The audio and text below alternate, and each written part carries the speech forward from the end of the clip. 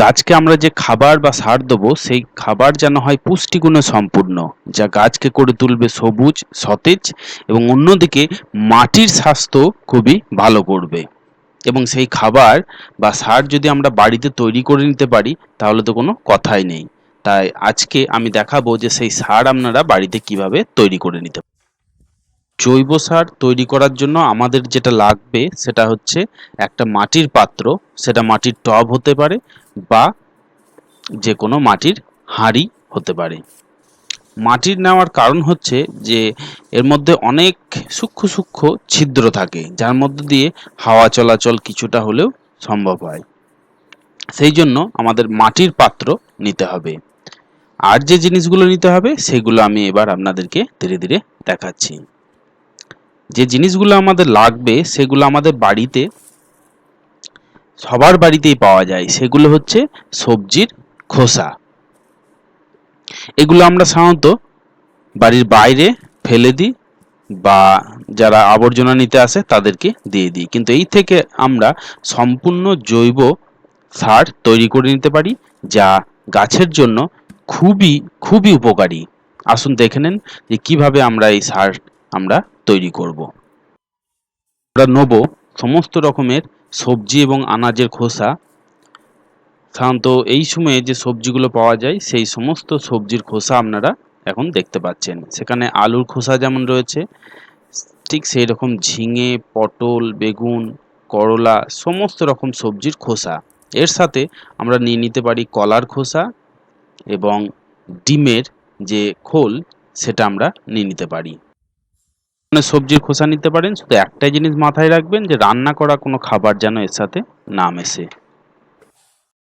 নেওয়া যাক আমাদের জৈব সার বানানোর পদ্ধতি।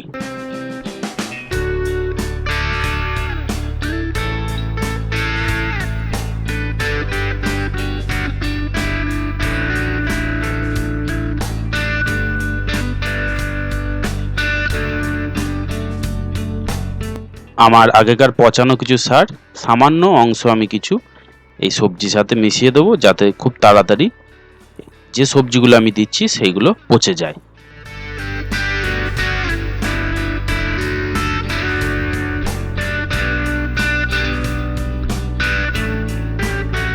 এবার আসি যে কি কি প্রয়োজনীয় জিনিস গাছ এই সার থেকে পেতে পারে। এখান থেকে নাইট্রোজেন, যেমন আমরা আলুর খোসা, বিভিন্ন সবজির খোসা যদি ব্যবহার করি সেখান থেকে নাইট্রোজেন পাওয়া যেতে পারে। যদি আমরা কলার খোসা ব্যবহার করি সেখান থেকে গাছ পটাশ সংগ্রহ করতে পারবে। যদি আমরা চা পাতা ব্যবহার করি ফসফরাস সংগ্রহ করতে পারবে। অর্থাৎ এই সারের মাধ্যমে বিভিন্ন ধরনের নিউট্রিশন যেগুলো গাছের প্রয়োজন হয় সেইগুলো কিন্তু গাছ খুব তাড়াতাড়ি সংগ্রহ করে নিতে পারবে। এবং এই সার আমরা খুব সহজেই বাড়িতে তৈরি করে নিতে পারি। যে সমস্ত সবজির খোসাগুলো আমরা ব্যবহার করি সেইগুলো পচতে মোটামুটি 10 থেকে 15 দিন সময় লাগে এবং পুরোপুরি সারটা তৈরি হতে আমাদের 20 দিন ম্যাক্সিমাম সময় লাগবে।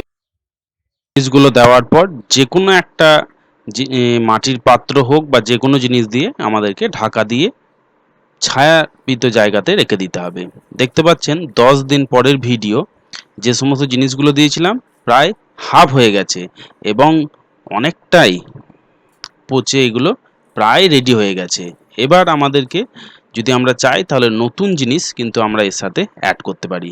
এক্ষেত্রে আমি এখন কিছু জিনিস দিয়ে দিচ্ছি, যেমন কলার খোসা এবং আরও কিছু সবজির খোসা। এবং সমস্ত জিনিসটা দেওয়ার পর আমাদেরকে কিন্তু একটু ওলট পালট করে দিতে হবে, অর্থাৎ নিচের যে জিনিসগুলো আছে সেগুলোকে ওপরে নিয়ে আসতে হবে এবং ওপরে যেগুলো দিচ্ছি সেগুলো একটু যাতে তলে যায়, তাহলে সমস্ত জিনিসটা খুব ভালোভাবেই পচে যাবে। এইভাবেই আমাদেরকে কিন্তু চালিয়ে যেতে হবে।